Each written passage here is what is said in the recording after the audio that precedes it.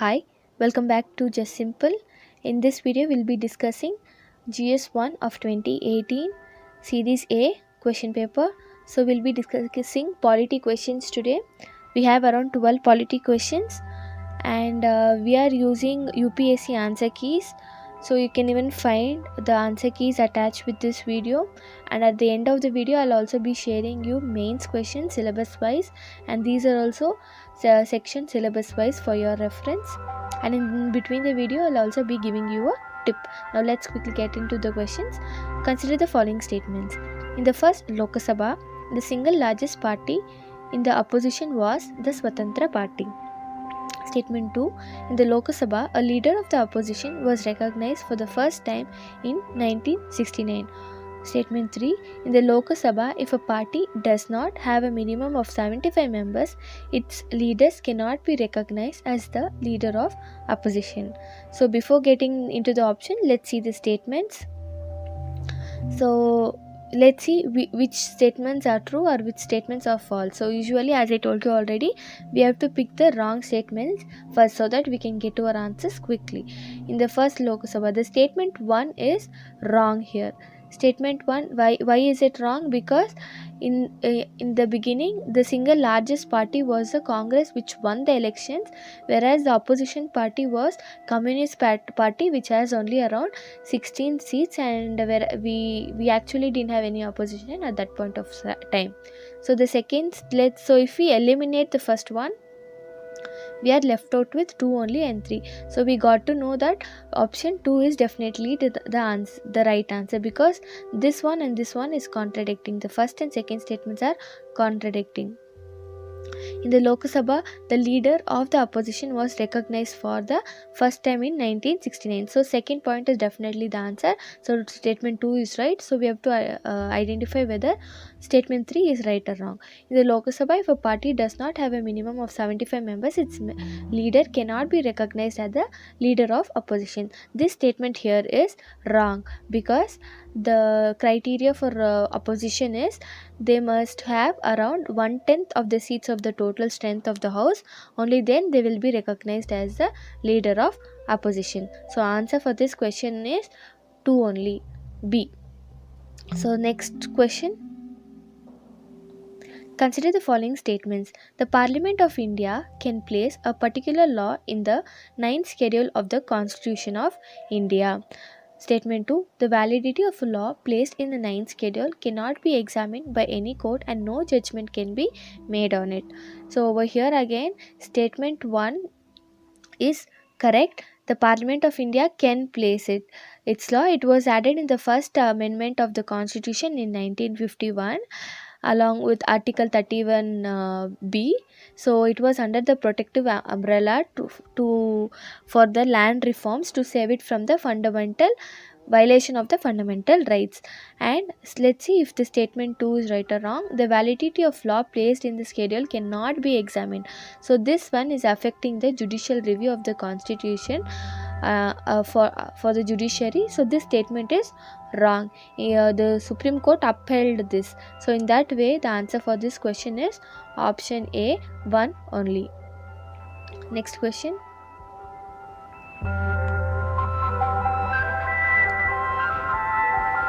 With reference to the Parliament of India, which of the following parliamentary committees scrutinizes and reports to the House whether the powers to make regulations, rules, sub-rules, bylaws, etc. conferred by the Constitution or delegated by the Parliament are being properly exercised by the executive within the scope of such delegations?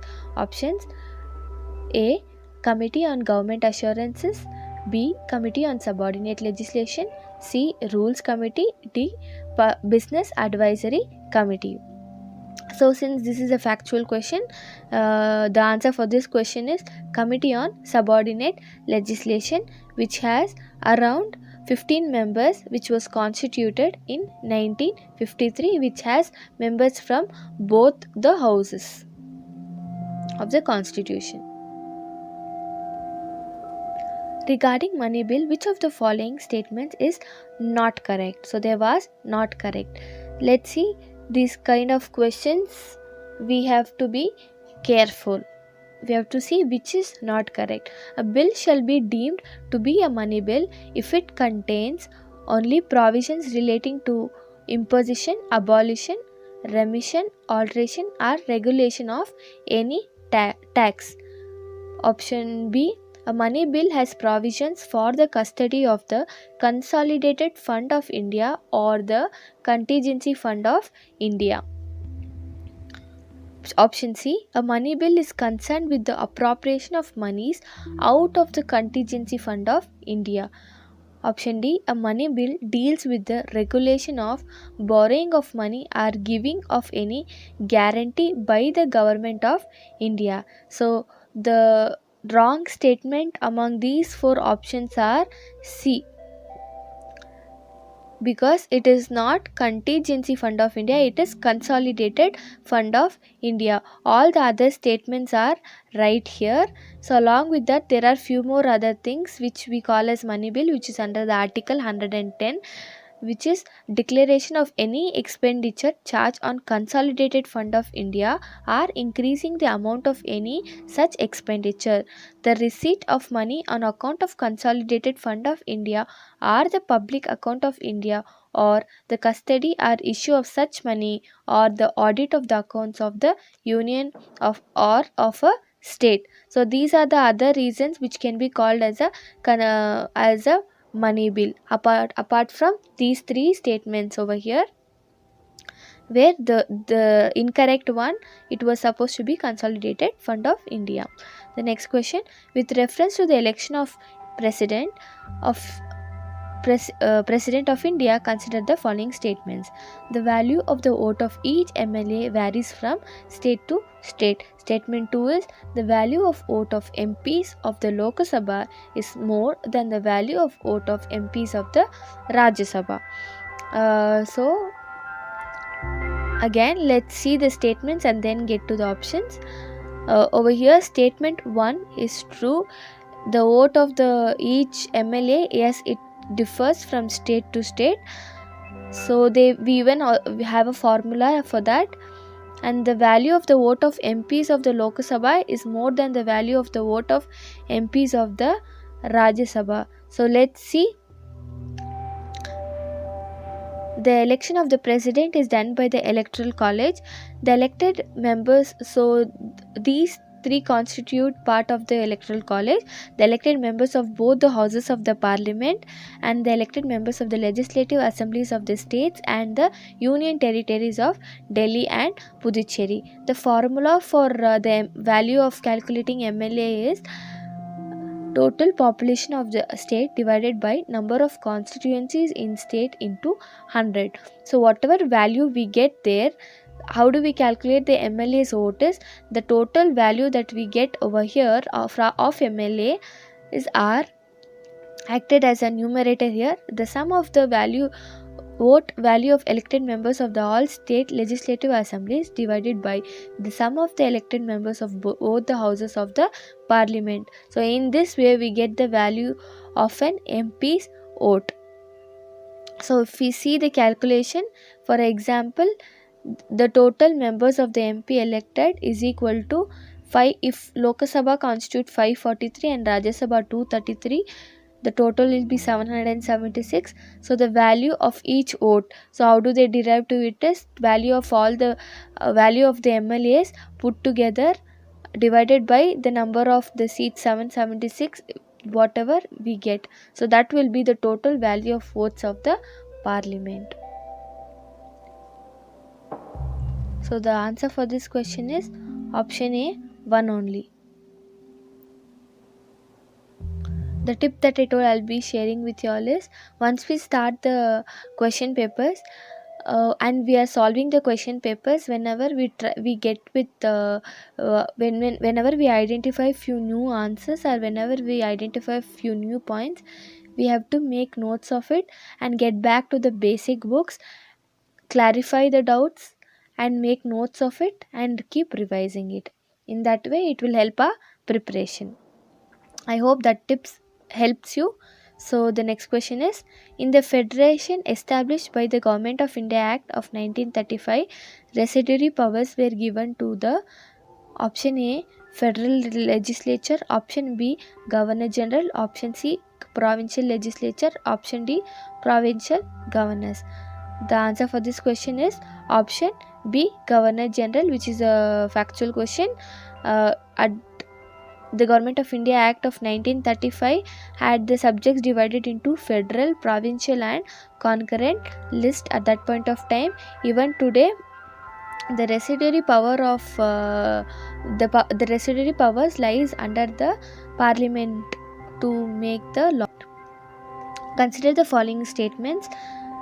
Statement 1. The Speaker of a Legislative Assembly shall vacate his or her office if he or she ceases to be a member of the Assembly. Statement 2. Whenever the Legislative Assembly is dissolved, the Speaker shall vacate his or her office immediately. So over here, statement 1 is correct and the statement 2 is wrong. So the speaker will remain in the office during the lifetime of the assembly generally. So they do vacate during these few scenarios, wherein the first scenario is already mentioned, if they cease the membership of the assembly, and the second point is if they resign by writing it to the deputy speaker, and also by a resolution which can be passed by majority of the members of the assembly, and this resolution can be moved only after 14 days of advance notice. Again, the second statement, Article 179 of the Indian Constitution provides that whenever the assembly is dissolved, the speaker shall not vacate his or her office until immediately before the first meeting of the assembly after the dissolution.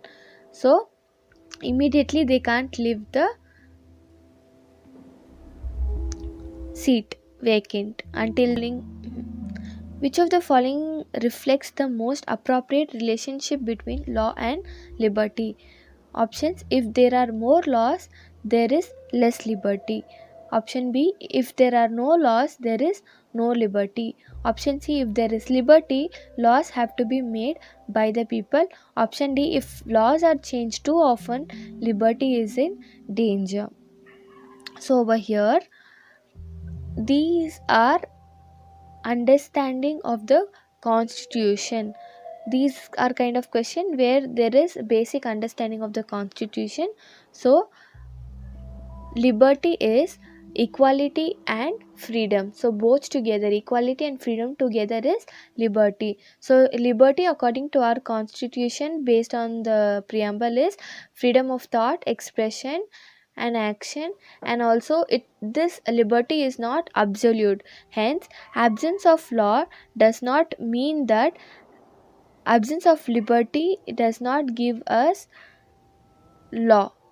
So in that way, if there are no laws, there is no liberty. Next one, consider the following statements. So the answer for this question is B.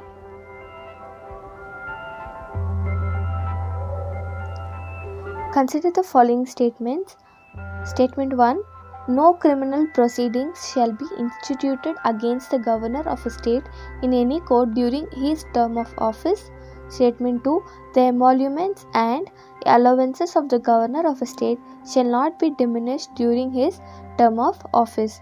So over here, both the statements are correct. So the answer for this question is C. Both 1 and 2. Which of the following are regarded as the main features of the rule of law? Limitation of powers, equality before law, people's responsibility to the government, liberty and civil rights. So let's see the options, the statements, and then get back to the options. So if we are able to eliminate option 3, people's responsibility to the government is not part of rule of law, in that case we'll be left with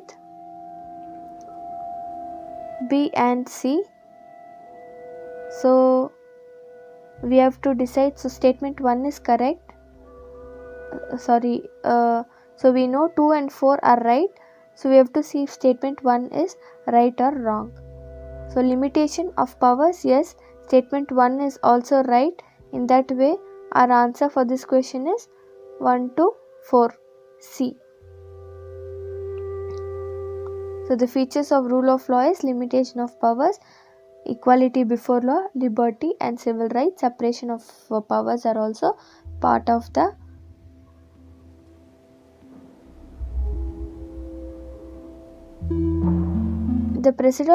President of India exercises his power as provided under Article 356 of the Constitution in respect of a particular state.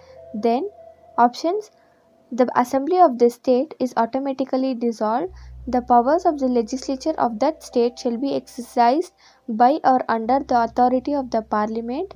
Article 19 is suspended in that state. The President can make laws relating to that state. The answer for this question is option B. The powers of the legislature of the state shall be exercised by or under the authority of the Parliament. So these are the certain functions of the President during when he exercises Article 356, which is he can take up the function of the state government and powers vested in the governor or any other executive authority in the state. He can declare the power of the state legislature are to be exercised by the Parliament.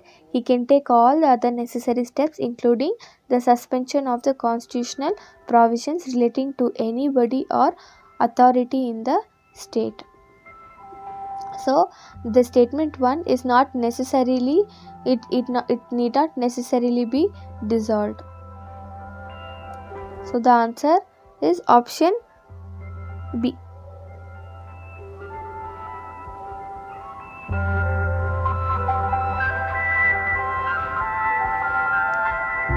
Right to privacy is protected as an intrinsic part of right to life and personal liberty. Which of the following in the Constitution of India correctly and appropriately imply the above statement? Options: Article 14 and the provisions under the 42nd Amendment to the Constitution. Option B, Article 17 and the directive principles of state policy in Part 4. Option C, Article 21 and the freedoms guaranteed in Part 3.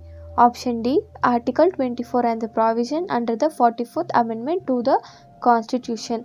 The answer is option C, whereas according to the Supreme Court judgment, according to the case of K.S. Puttaswamy and others versus Union of India, right to privacy became an integral part of right to life and personal liberty under Article 21. So the answer is option C. So by this we conclude the 12 questions of polity, and we will be giving you the questions of on geography in the next video from 2014 to 2018. You can refer our videos with the syllabus specific as well as syllabus specific of prelims as well as mains. So meet you in the next video. Until then, it's just simple signing off. Thank you.